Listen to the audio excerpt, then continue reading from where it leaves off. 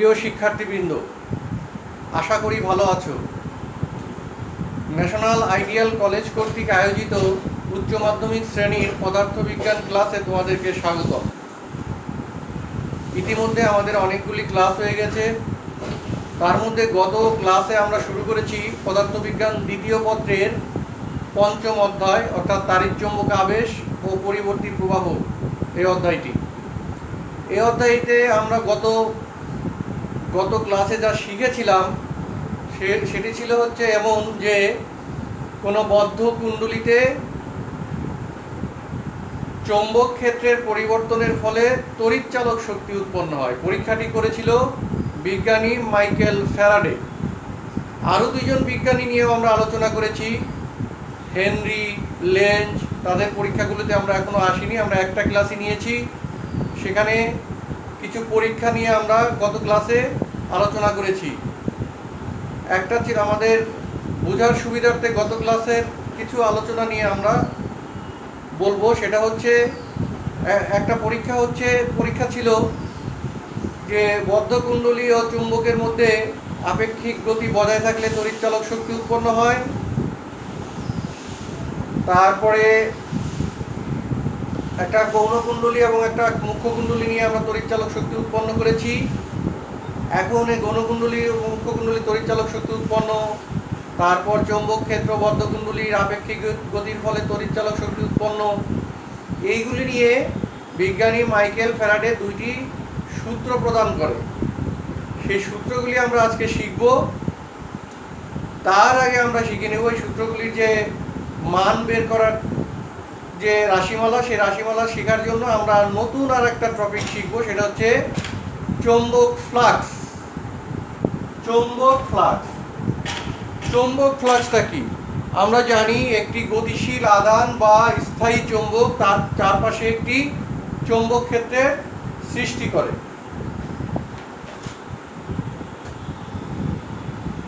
তো চৌম্বক ফ্লাক্স হচ্ছে একটি গতিশীল আধান বা একটা তলের নিকটে যদি একটা চৌম্বক রাখি, একটা তলের কাছে যদি একটা চৌম্বক রাখি, সেই চৌম্বকটা যতগুলি চৌম্বক ক্ষেত্র রেখা ওই তলের ভিতর দিয়ে প্রবেশ করবে সেটা হচ্ছে চৌম্বক ফ্লাক্স। প্রত্যেকটা তলের সাথে চৌম্বক ফ্লাক্স সংশ্লিষ্ট থাকে। চৌম্বক ফ্লাক্স ব্যাপারটা কি? চৌম্বক ফ্লাক্স হচ্ছে, মনে করে একটা তল, এই যে গোলাকার একটা তল এঁকেছি। গোলাকার হতে হবে এমন কোনো কথা নেই, এটা যে কোনো আকৃতির হতে পারে।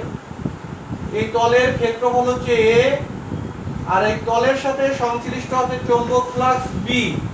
কিভাবে আছে? তলের সাথে লম্বভাবে আছে। আমরা যদি বাস্তবে আর একটু দেখাই, এইভাবে আমার এই হাতটাই একটি তল, একটি তল, আর চৌম্বক ক্ষেত্র বি হচ্ছে এইটা, দণ্ড চুম্বক মনে করো। চৌম্বক ক্ষেত্রের দিক বলতে আমরা বুঝি চুম্বকের নর্থ প্রান্ত যেদিকে থাকে সেই দিকটাই হচ্ছে চৌম্বক ক্ষেত্রের দিক। তাহলে একটি দণ্ড চুম্বকের নর্থ প্রান্ত, এটা নর্থ প্রান্ত যদি এদিকে থাকে, তাহলে বুঝতে হবে চৌম্বক ক্ষেত্রের দিক অর্থাৎ বি এর দিক হচ্ছে এই তলের সাথে লম্ব বরাবর। এই তলের উপর লম্ব বরাবর আছে। তো লম্ব বরাবর যদি থাকে তাহলে এইভাবে থাকবে, আর এটার ক্ষেত্রফল হচ্ছে এ। তাহলে চৌম্বক ফ্লাক্স হবে হচ্ছে কোন তলের ক্ষেত্রফল এবং ওই তলে লম্ব বরাবর চৌম্বক ক্ষেত্রের উপাংশের গুণফলকে ওই তলের সাথে সংশ্লিষ্ট চৌম্বক ফ্লাক্স বলে। অর্থাৎ আমাদের সংজ্ঞা অনুযায়ী phi equal to A B. আমরা যদি এটা ক নম্বর চিত্র ধরি, আর এটাকে যদি খ নম্বর চিত্র, এটা নিয়ে আলোচনা এখনো করিনি, ক নম্বর চিত্র নিয়ে আমরা আলোচনা করতেছি। তলের ক্ষেত্রফল আর চৌম্বক ক্ষেত্রটা আছে তলের সাথে লম্ব বরাবর, তলের সাথে লম্ব বরাবর উপাংশটা এ বি আছে। তাহলে এ এবং বি আমাদের সংজ্ঞা অনুযায়ী এ ইন্টু বি হচ্ছে চৌম্বক flux, phi equal to A B. যদি চৌম্বক ক্ষেত্রটি তলের লম্ব বরাবর না থেকে তলের লম্ব বরাবর উপাংশের সাথে থিটা কোণে থাকে, তলের হচ্ছে তলের লম্ব বরাবর উপাংশ আর চৌম্বক ক্ষেত্র বি আছে হচ্ছে এই বরাবর, তাহলে লম্ব বরাবর উপাংশের সাথে থিটা কোণে আছে। কিন্তু আমাদের সংজ্ঞাটা হচ্ছে তলের ক্ষেত্রফল এবং ওই তলের লম্ব বরাবর চৌম্বক ক্ষেত্রের উপাংশ। তাহলে তলের ক্ষেত্রফল এ, এই তলের লম্ব বরাবর যে উপাংশ সেটা হচ্ছে এদিকে যদি বি থাকে এই উপাংশটা হবে বি cos θ। এটা আমরা ভেক্টরে শিখেছি বি cos θ। সেই হিসাবে আমাদের সমীকরণটি হয়ে যাবে phi equal to A B cos θ। এটাকে আমরা ডট গুণনের মাধ্যমে এ ডট বি লিখতে পারি। এই হচ্ছে চৌম্বক ফ্লাক্সের সংজ্ঞা এবং রাশিমালা। মনে রাখবে আমাদের যখন অঙ্ক আসবে তখন যদি আসে যে একটি চৌম্বক ক্ষেত্রের মান দেওয়া আছে, যদিও চৌম্বক ক্ষেত্রটা একটা স্কেলার রাশি, এই ক্ষেত্রে আমরা চৌম্বক ক্ষেত্রফলটাকে আমরা ভেক্টর রাশি ধরবো। চৌম্বক ক্ষেত্র স্কেলার রাশি না, চৌম্বক যে কোনো তলের ক্ষেত্রফল স্কেলার রাশি। এই ক্ষেত্রে তলের ক্ষেত্রফলটাকে আমরা ভেক্টর রাশি ধরবো। ক্ষেত্রফল ভেক্টর বলা হয় এটাকে। এটা সবসময় হয় হচ্ছে তলের বহির্মুখী, অর্থাৎ এই যে আমার হাতটা যদি একটি তল হয়, এই তলের বহির্মুখী ক্ষেত্রফলের দিক হচ্ছে এই দিক। আর তলের লম্ব বরাবর উপাংশ, চৌম্বক ক্ষেত্রের উপাংশ সামথিং দেওয়া থাকলো, সেই ক্ষেত্রে ফাই এর মানটা আমরা বের করবো এ আর বি দিয়ে গুণ করে এবি। কিন্তু অঙ্কটা যদি এইভাবে আসে যে তলের ক্ষেত্রফল দেওয়া আছে আর তলের লম্ব উপাংশের সাথে 30 ডিগ্রি কোণে আছে, তলের লম্ব উপাংশের সাথে 30 ডিগ্রি কোণে আছে, তাহলে আমরা এবি cos θ এর মান লিখবো, বি এর মান লিখবো, থিটার মান 30 লিখবো। কিন্তু কথাটা এমন ভাবে না বলে বললো তলের সাথে 30 ডিগ্রি কোণে আছে। তলের সাথে যদি 30 ডিগ্রি কোণে থাকে তাহলে থিটার মানটি হবে 90 মাইনাস 30 অর্থাৎ 60 ডিগ্রি। কথাটা খেয়াল করো। আর একবার বলছি, যদি তলের ক্ষেত্রফল তো দেওয়া আছেই, এখন যদি বলে তলের সাথে 90 ডিগ্রি কোণে আছে, এটা কিন্তু তলের সাথে 90 ডিগ্রি কোণে আছে, কিন্তু তলের লম্ব উপাংশের সাথে 0 ডিগ্রি কোণে আছে। তলের সাথে 90 ডিগ্রি, তলের লম্ব উপাংশের সাথে 0 ডিগ্রি। তাহলে এই ক্ষেত্রে আমি যদি এই সূত্রে মানটা বসাই, এইটার জন্য প্রথম চিত্রের জন্য এই সূত্রে যদি মান বসাই, এর মান দেওয়া থাকবে, বি এর মান দেওয়া থাকবে, cos θ, থিটার মান কত হবে তলের সাথে লম্ব বরাবর। কথাটি আছে তলের সাথে লম্ব বরাবর, আমাদের কাছে মনে হতে পারে যে এটা 90 ডিগ্রি হবে। আসলে 90 ডিগ্রি হবে না, এটা হবে হচ্ছে 0 ডিগ্রি, কারণ তলের লম্ব উপাংশের সাথে 0 ডিগ্রি কোণে আছে। তাহলে বুঝতেই পারছো আমাদের এখানে যদি তলের সাথে লম্ব বরাবর থাকে তাহলে এখানে থিটার মানটা 0 ডিগ্রি ধরতে হয়। তলের সাথে যদি 30 ডিগ্রি কোণে থাকে তাহলে 90 মাইনাস 30 সমান 60 ডিগ্রি ধরতে হয়। আর তলের সাথে না বলে যদি বলে তলের লম্ব উপাংশের সাথে 30 ডিগ্রি কোণ, তাহলে আমরা অবশ্যই সেখানে 30 ডিগ্রি কোণ ধরবো। একটু পার্থক্য, তলের সাথে আসলে পরে আমরা যে কোণটা দেওয়া থাকবে সেই কোণটাকে কি করব, 90 থেকে সেই কোণটা বিয়োগ করে যে কোণটা হবে সেই কোণটা বসাবো। আর তলের লম্ব উপাংশের সাথে যদি কোণ দেওয়া থাকে তাহলে যে কোণটা আছে সেই কোণটাই বসাবো। সূত্র phi equal to AB cos θ।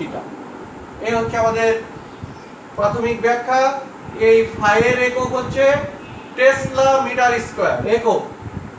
একক হচ্ছে টেসলা মিটার স্কয়ার। এটার ব্যবহারিক একক হচ্ছে ওয়েবার। টেসলা মিটার স্কয়ার বা ওয়েবার। এই ওয়েবার এই সূত্রটি ব্যবহার করার পূর্বে ম্যাক্সওয়েল নামে আরেকটা সূত্র ব্যবহার করা হতো। সেই ম্যাক্সওয়েলের সূত্রের সাথে ওয়েবারের যে সম্পর্ক আমরা জানি, অন ম্যাক্সওয়েল ইকুয়াল টু হচ্ছে 1 gauss centimetre square equal to 10 to the power minus 8 weber. W লিখে রাখলাম শুধু। এই একক সম্বন্ধে আমাদের এতটুকু ধারণা, এটা আমাদের এমসিকিউ এর জন্য লাগবে, যেন এটা মনে রাখবো। 1 maxwell equal to 1 gauss centimetre square equal to 10 to the power minus 8 weber. আচ্ছা, আমাদের একটা প্রশ্ন থাকতে পারে, অনুধাবনের প্রশ্ন থাকতে পারে যে কোন চৌম্বক ফ্লাক্সের মান 10 টেসলা মিটার স্কয়ার বা 10 ওয়েবার বলতে কি বোঝায়? 10 ওয়েবার বলতে কি বোঝায় যদি আমাদের চৌম্বক এরকম আসে?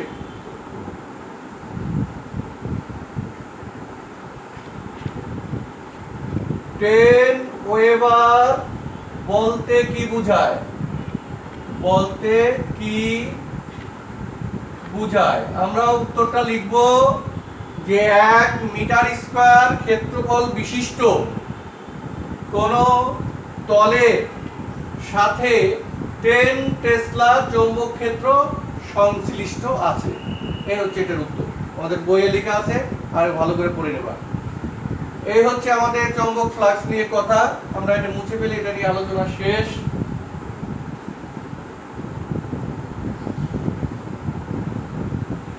এবার আসো চৌম্বক ক্ষেত্ররেখা ও চৌম্বক ফ্লাক্স। চৌম্বক ক্ষেত্ররেখা কি? এই যে নর্থ প্রান্ত, এটা হচ্ছে সাউথ প্রান্ত, নর্থ প্রান্ত থেকে সাউথ প্রান্ত তো চৌম্বক বলরেখাগুলি যাচ্ছে। এই চৌম্বক ক্ষেত্ররেখা হচ্ছে এমনই ক্ষেত্ররেখা যেই বরাবর কোনো আধান প্রবাহিত হলে কোনো চৌম্বক বল লাভ করে না। এটা আমরা চতুর্থ অধ্যায়ে শিখেছি। চতুর্থ অধ্যায়ে এরকম একটা সমীকরণ ছিল, Fm equal Q V B sine theta.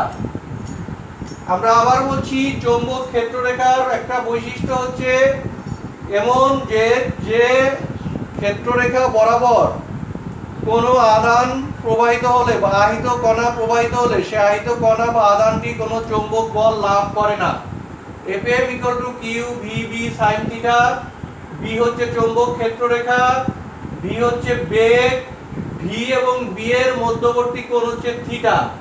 তাহলে যদি এদিকে চৌম্বক ক্ষেত্ররেখা থাকে, এই বরাবর যদি কোনো আধান প্রবাহিত হয় তাহলে আধানটি কোনো বল লাভ করবে না। আমরা এখানে ম্যাথমেটিক্যালি বুঝতেছি থিটার মান যদি 0 ডিগ্রি হয় তাহলে Fm ইকুয়াল টু 0 হবে, অর্থাৎ কোনো চৌম্বক বল লাভ করবে না। এই একটা বৈশিষ্ট্য চৌম্বক ক্ষেত্ররেখা। সুষম চৌম্বক ক্ষেত্ররেখা হচ্ছে এইটা, কারণ এন আর এস খুব কাছাকাছি আছে এবং এটা একটা শক্তিশালী চৌম্বক ক্ষেত্র। এখান থেকে চৌম্বক ক্ষেত্ররেখাগুলি নর্থ থেকে সাউথের দিকে যাচ্ছে। খুব কাছাকাছি হওয়ার কারণে বলরেখাগুলি পরস্পর সমান্তরাল, অর্থাৎ প্রত্যেকটা জায়গায় চৌম্বক ক্ষেত্রের মান সমান। আর এইখানে যেমন অসম চৌম্বক ক্ষেত্র, এটা একটু দূরে আছে, এখানে এমনিতেই দূরে দূরে আছে। চৌম্বক ক্ষেত্র রেখাগুলি একটু দূরে বেঁকে গেছে। আমরা জানি চৌম্বক বলরেখা পরস্পর পাশাপাশি পার্শ্বচাপ দেয়, পার্শ্বচাপের কারণে এরকম দূরে দূরে চলে গেছে। এটা সুষম চৌম্বক ক্ষেত্র না, এক এক জায়গায় চৌম্বক ক্ষেত্রের মান এক এক রকম। চৌম্বক ক্ষেত্ররেখা নিয়ে আরো কথা হচ্ছে, যেখানে চৌম্বক ক্ষেত্ররেখাগুলি বেশি থাকে সেখানে চৌম্বক ক্ষেত্রের মান বেশি থাকবে, যেখানে চৌম্বক ক্ষেত্ররেখার ঘনত্ব কম থাকবে সেখানে চৌম্বক ক্ষেত্রের মান কম থাকবে। এই হচ্ছে চৌম্বক ক্ষেত্ররেখা ও চৌম্বক ফ্লাক্স।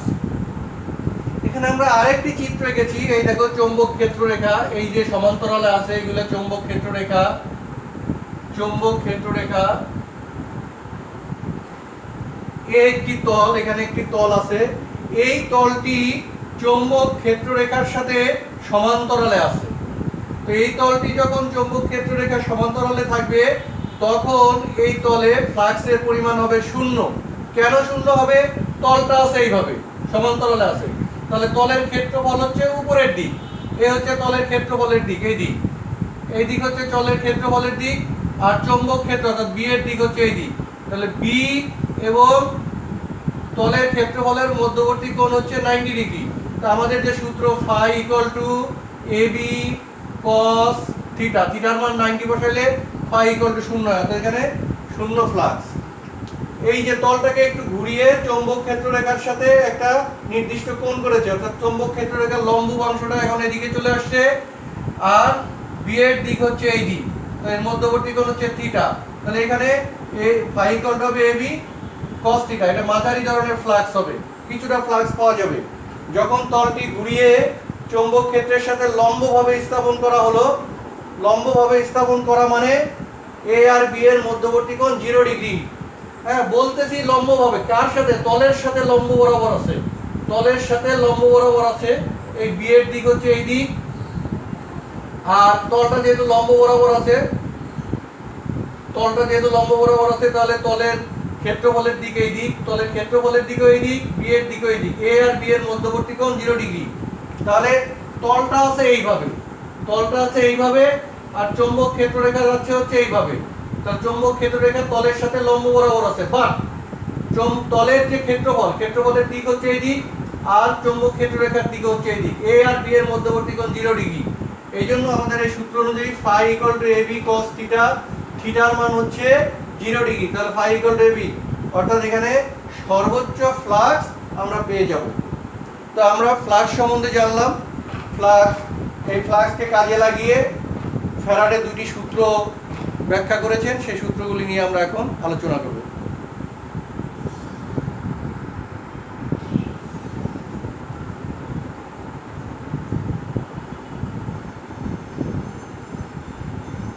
চৌম্বক ফ্লাক্স ইকুয়াল টু হচ্ছে ফাই বাই এ, অর্থাৎ একক ক্ষেত্রফলে যে পরিমাণ চৌম্বক ফ্লাক্স সংশ্লিষ্ট থাকে তাকে চৌম্বক ফ্লাক্স ঘনত্ব বলে। ফাই সমান এবি, এ কাটা ইকুয়াল টু বি, অর্থাৎ চৌম্বক ফ্লাক্স ঘনত্ব আর চৌম্বক ক্ষেত্রের মান একই কথা। এই চৌম্বক ফ্লাক্স ঘনত্বের এককও টেসলা। এবার চলে আসো ফ্যারাডের সূত্রাবলী। ফ্যারাড দুইটি সূত্র দিয়েছে। এর মধ্যে প্রথম সূত্রটা বর্ণনামূলক, এর কোনো ম্যাথমেটিক্যাল টার্ম নেই। এটার ক্ষেত্রে আমরা বলতে পারি, যখনই কোনো বদ্ধ কুণ্ডলীর মধ্যে দিয়ে অতিক্রান্ত চৌম্বক ক্ষেত্ররেখার মোট সংখ্যা বা চৌম্বক ফ্লাক্সের পরিবর্তন ঘটে, তখনই কুণ্ডলীতে একটি ক্ষণস্থায়ী তড়িৎচালক শক্তি তথা তড়িৎ প্রবাহ আবিষ্ট হয়। যতক্ষণ চৌম্বক ফ্লাক্স বা ক্ষেত্ররেখার পরিবর্তন ঘটে, আবিষ্ট তড়িৎচালক শক্তি তথা প্রবাহ ততক্ষণ স্থায়ী থাকে। তাহলে প্রথম সূত্রটা আমরা এখানে লিখলাম না, প্রত্যেকটা বইয়ে আছে, যে যতক্ষণ পর্যন্ত কোনো তলের ভিতর দিয়ে বদ্ধকুণ্ডলীর ভিতর দিয়ে চৌম্বক ফ্লাক্সের পরিবর্তন ঘটে, ততক্ষণ ততক্ষণ তড়িৎচালক শক্তি উৎপন্ন হয়। আর যখনই চৌম্বক ফ্লাক্সের পরিবর্তন ঘটে না, তখন আর তড়িৎচালক শক্তি উৎপন্ন হয় না। চৌম্বক ফ্লাক্সের পরিবর্তন বন্ধ হয়ে গেলে তড়িৎচালক শক্তি উৎপন্ন বন্ধ হয়ে যায়। এই জন্য আমরা বলি ক্ষণস্থায়ীভাবে তড়িৎচালক শক্তি উৎপন্ন হয়। বই থেকে সুন্দর করে পড়ে নিবা। দ্বিতীয় সূত্র ম্যাথমেটিক্যাল টার্ম হচ্ছে কোন বদ্ধ কুণ্ডলীতে আবিষ্ট তড়িৎচালক শক্তি ওই কুণ্ডলীতে সংশ্লিষ্ট চৌম্বক ফ্লাক্সের পরিবর্তনের হারের ঋণাত্মক মানের সমানুপাতিক। কোন বদ্ধ কুণ্ডলীতে সংশ্লিষ্ট চৌম্বক ফ্লাক্সের পরিবর্তনের হারের কোন বদ্ধ কুণ্ডলীতে আবিষ্ট তড়িৎচালক শক্তি ওই কুণ্ডলীতে সংশ্লিষ্ট চৌম্বক ফ্লাক্সের পরিবর্তনের হারের ঋণাত্মক মানের সমানুপাতিক। আমি বর্ণনা করে দিচ্ছি। দ্বিতীয় সূত্রের বর্ণনা, সেটা হচ্ছে, মনে করো টি সময়ে প্রাথমিক চৌম্বক ফ্লাক্স আছে কোন কুণ্ডলীতে ফাই 1। টি সময় পরে চৌম্বক ফ্লাক্স ফাই 2। অতএব ফ্লাক্সের পরিবর্তনের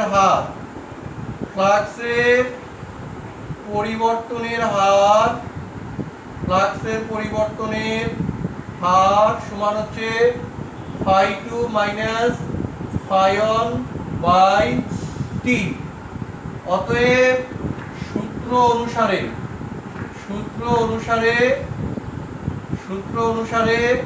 E is proportional minus phi 2 minus phi 1 by t।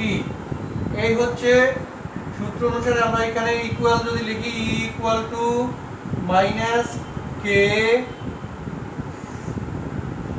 phi 2 minus phi 1 by t। এই হচ্ছে দ্বিতীয় সূত্রের গাণিতিক টার্ম। এখানে এই মানগুলি ফাই, টি এবং ই এর মানগুলি বসিয়ে আমরা কে এর মান পেতে পারি। কিভাবে পেতে পারি? কে এর মান অন বানাবো আমরা এখানে।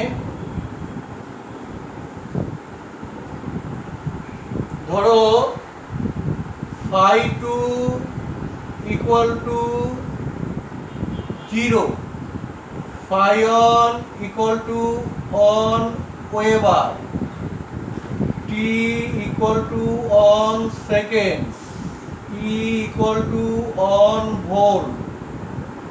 এটা ই, এটা আবার ইপসাইলন মনে করো না কেউ, ই এটা হচ্ছে পেঁচানো হাতের ই। আমরা যে ডিসি বর্তনী থেকে, ডিসি উৎস থেকে যে তড়িৎ শক্তি পাই সেটাকে ই দ্বারা প্রকাশ করি, আর পরিবর্তী তড়িৎচালক শক্তিকে সাধারণত ই দ্বারা প্রকাশ করি। এটা হচ্ছে একমুখী তড়িৎচালক শক্তি, এটা হচ্ছে পরিবর্তী তড়িৎচালক শক্তিকে আমরা এই ই দ্বারা প্রকাশ করি। E equal to one volt. এখন আমরা এখানে যদি মান বসিয়ে দেই, one equal to minus K 0 minus one by 1, অতএব কে ইকুয়াল টু 1। তাহলে আমরা লিখতে পারি অতএব সূত্রটি হবে হচ্ছে E equal to phi two minus phi one by t, মাইনাসটা থেকে যাবে, এই হচ্ছে সূত্র। এখান থেকে আমরা ওয়েবারের সংজ্ঞাটা দিতে পারি, যে ওয়ান ওয়েবারের সংজ্ঞা দিতে পারি। কিভাবে? যে পরিমাণ তড়িৎ ফ্লাক্স 1 সেকেন্ডে সুষমভাবে হ্রাস পেয়ে, যে পরিমাণ তড়িৎ ফ্লাক্স 1 সেকেন্ডে সুষমভাবে হ্রাস পেয়ে শূন্যতে আসার ফলে ওই কুণ্ডলীতে 1 ভোল্ট তড়িৎচালক শক্তি উৎপন্ন হয়, তাকে বলে 1 ওয়েবার। ওয়েবারের সংখ্যাটা ইম্পর্টেন্ট, ওয়েবারের সংখ্যাটা পড়বা। এখন মনে করো এই হচ্ছে আমাদের সমীকরণ। মাইনাসের ব্যাখ্যাটা লেন্জের সূত্র পড়ে আমরা আরো ভালো করে শিখবো মাইনাসের ব্যাখ্যাটা। এখানে phi two minus phi one, যদি ক্ষুদ্র phi two minus phi one সমান যদি ডি ফাই হয়, আর ক্ষুদ্র সময় যদি হয় ডিটি, তাহলে তাৎক্ষণিক তড়িৎচালক শক্তি E equal to minus D phi by dt. মাইনাসটা দ্বারা দিক নির্দেশ করে, প্রকৃতপক্ষে মাইনাসটি দ্বারা দিক নির্দেশ করে। এই মাইনাসের ব্যাখ্যা আমরা লেঞ্জের সূত্র থেকে আরো ভালো করে শিখব।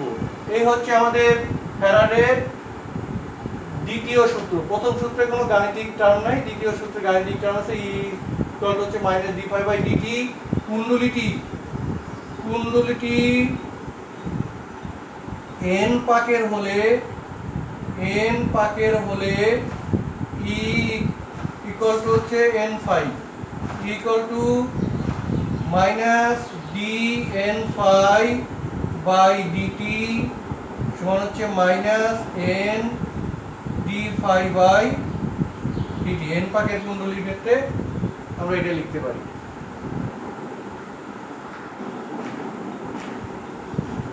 তো প্রিয় শিক্ষার্থীবৃন্দ, আমরা আজকে আলোচনা করলাম চৌম্বক ফ্লাক্স, তড়িৎ ক্ষেত্র, চৌম্বক ফ্লাক্স, তারপরে হচ্ছে ফ্যারাডের দুটি সূত্র, প্রথম সূত্র দ্বিতীয় সূত্র, তার গাণিতিক টার্ম। তো আগামীতে আমরা এই মাইনাসের ব্যাখ্যা করব, মাইনাস কেন আসলো লেঞ্জের সূত্রের মাধ্যমে, এবং অন্যান্য সমীকরণ শিখব। এবং এই সূত্র ব্যবহার করে কিছু অঙ্ক আছে, তোমরা বইয়ের অনুশীলনীতে এই সূত্র ব্যবহারের কিছু অঙ্ক আছে, নিজেরা প্র্যাকটিস করতে পারো। তাছাড়া আমি আগামী ক্লাসে দেখাবো। এ পর্যন্ত তোমরা ভালো থাকো, সুস্থ থাকো, দেখা হবে আগামী ক্লাসে। সবাইকে ধন্যবাদ।